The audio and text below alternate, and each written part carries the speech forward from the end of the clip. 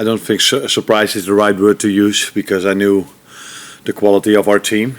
But quality is one thing, but to be consistent is the second thing. And I'm not surprised in this because from the moment I started working with them, I saw how much energy they put in on a daily basis. And that is, I think, the reason why you can be consistent. If you do the work on a daily basis every day, you can be consistent, and then sometimes a bit of luck comes with that as well. Most of our results were, I think, deserved, but some of them were a close call. And then, then you have maybe a bit of luck as well. But in general, not surprised because of the quality I already thought that was in the team. And when I started working with them, I also saw how much effort they put in to get these results. And after Villa and Southampton, this intense period then continues. You've got Real Madrid, Man City, Merseyside derby in there as well. With this sort of challenge that's coming up, how are you managing the expectations within the squad, especially after this? I'm not trying to manage expectations with the squad because we don't talk about expectations. We do talk about expectations, and the only expectations I have is that they put the same effort in on a daily basis like they've done for the past 3 or 4 or 5 months, and probably for the last 6 or 7 years. But I'm only here for 3 or 4 or 5 months now. That's the only expectation there is, that they work every day as hard as they can to get their habits, our habits, what we want to see on the pitch in the best possible way. And with that, normally results come as well. But I'm not asking them to win every game. I'm hoping they do. What I do ask from them is that they put the effort in on a daily basis. And that's the only thing we focus on. And I think the players, first of all, think about after Saturday, they think about the national team. And when they come back, then we focus on the games you were just talking about. You talked about effort there. I know you've mentioned intensity as well. We've seen some really improved performances, that's the right word, from likes of Luis Diaz, for example, and Curtis Jones is on a different level, it seems. What are you doing with those individuals specifically to kind of bring this extra level out? With Curtis, maybe it's not me who did it because he became a father and I had nothing to do with that. No. You never know if that plays a part or not. But it is since the moment he became a father, he started putting great performances in. And he already did this in the first few weeks that we worked together in preseason. I was like, quality player, but then his performances dropped a bit. But since the moment he, like I just said, became father, he's outstanding again. And I don't think it might have to do a bit with that, but in general I think it has to do with the way the team plays, because every player that comes in has a good performance, and that probably tells you a lot about the quality of the team, how they play together. That then, as a result of that, individual performance are good as well. So parenthood makes you a better player, perhaps? In his situation, it seems like this. So let's wait if that is true. You need sleep. Arne, just to build on something you were asked there, in terms of the expectation, you spoke about what it's like with the players amongst the squad, but the wider sort of Liverpool group, the fans, all the noise around the club. The start that you've made has been historic, it's been remarkable. So do you try and keep a lid on people's expectations of you and your team, or do you allow people to dream a little bit? I always feel and think that what the outside world is talking about, that is not always what comes inside the training ground, like the AXA or at my former clubs at Feyenoord. We are there to do our work and to become a better player on a daily basis, or to keep having the same level. So we are not inside this building, okay, the screens are on and we see all the time all these news coming along, but never on the news it says, oh, Liverpool is doing great, Liverpool is doing great. So we are just here to do our work, and it's not that it is the first time that this club is where it is at the moment. So it's, I think for most of these players it's a normal situation, and I don't think they get carried away at all by us being top of the league at the moment, because they know how small the margins are when it comes to our results, and also how small the margins are when you look at the amount of points we are ahead of the other teams. And what about the fans? Do you ask them to keep their feet on the ground, or are you quite happy for them to get excited and wonder about what can come? If the end result is of them being excited to bring the atmosphere they brought in the second half against Brighton and the whole game against Leverkusen, I'm hoping they will keep being excited for as long as they possibly can be, because that atmosphere helped us in both games a lot. So, yeah, maybe that's your answer. Lee Carsley said that Curtis Jones is one of the best players he's worked with in terms of ability. How far would you go with that, and what makes him such a good player? What makes him such a good player? He has a lot of qualities on the ball. When he has the ball, he's never afraid to do something special with it. Sometimes that led to a situation that, in my opinion, he touched the ball a bit too much, because sometimes he's a bit too overconfident. But confidence is an important tool, and that's what he has. And he combines this at the moment, and probably for a longer period, but as long as I'm working with him, with an incredibly hard work rate. And we can trust him in defense as well. You saw how well he played against Cole Palmer. So he's quite complete, but for him now, and I used this word I think a few days ago, for him now it's all about consistency. Because if you're a quality player, I think they're all quality players, and to have a good performance once in a while, that's not a big accomplishment. But the best players in the world show up every 3 days.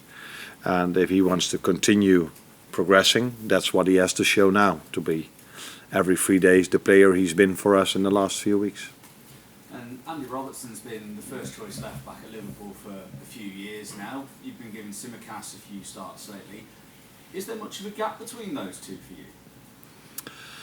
I think my lineups tell you what I think about this. I think we have two very good fullbacks, and we play many games. So then I think both of them need their games, because it's also a position where a lot of effort is being asked. So if you look at the players that have played most games, it's most about our centre backs, and they don't run the most if you compare that to fullbacks or to midfielders or to wingers.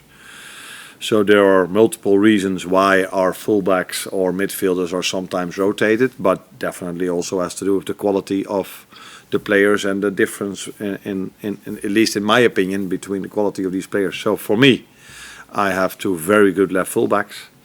Andy has started a lot. Kostas has started a few times. Let's see who starts Saturday.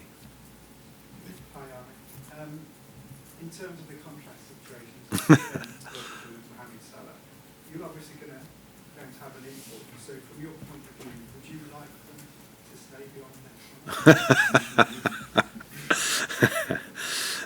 It would be strange if I have no input, although I'm a head coach now, and sometimes that's convenient to say I'm a head coach. I'm no longer the manager. So talk about contract situations with someone else. Now, I think in general contract situations are talked about by the people who should talk about it. I'm one of them, but I should not talk about this in public. So I do talk about this with Richard, and that's the place where we have to talk about it, and not in front of a microphone. With you guys. You've tried a few options in your central, or describe the central attacking rate, the central forward. You've had one, you've had two, you've had the false nine. Is that situation you see will continue to be fluid in terms of who plays there and who you deploy there? That depends also on the availability of the players. So when we had Darwin and Diogo available, we always played one of those two. The moment Diogo was not longer available, and in my opinion, because we play so many games and Darwin didn't play in the first games, it was too much for him. So that's why we started to come up with other ideas. To be honest, I liked especially the last idea. I think every Liverpool supporter did, with Lucio scoring 3 goals, 2 as a 9, 1 as a winger. So that's always interesting to see, but Lucio is also a very good left winger. At this moment, we've got 4 attackers available for 3 positions, so we could come up with another idea again. But if Diogo comes back, Darwin is back, then we've got 2 number 9s available again. And in the beginning of the season, I always chose one of these two. But like I said, Lucio did really well, and it was even for me maybe a bit of a surprise to see how well he did. Of course, I played him there for a reason. I expected him to do good, but that he did so well, that was even a surprise for me. You mentioned Diogo there, just on just general news. Any idea when he'll be back and any other injury news? Yeah, we expect him back after the international break. Now, after the international break is 6 or 7 months to go. So, no, but the first weeks after the international break, we expect him back. What is his injury?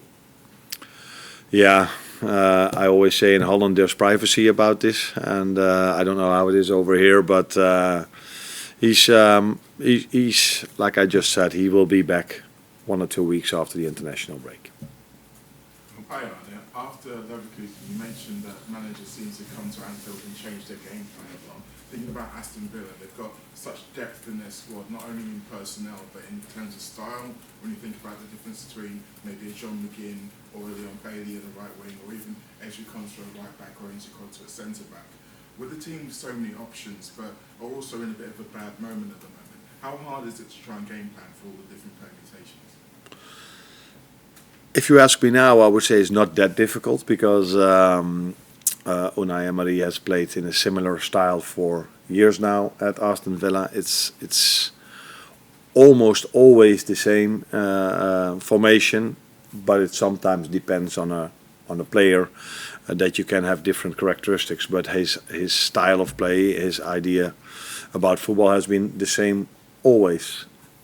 Saying this, that also was the situation with Xabi Alonso, who we studied for I don't know how many games, but never once he came up with the idea of playing Boniface as a left winger and playing without a number 9. That he hasn't done at all before we played them. But that's maybe also a compliment.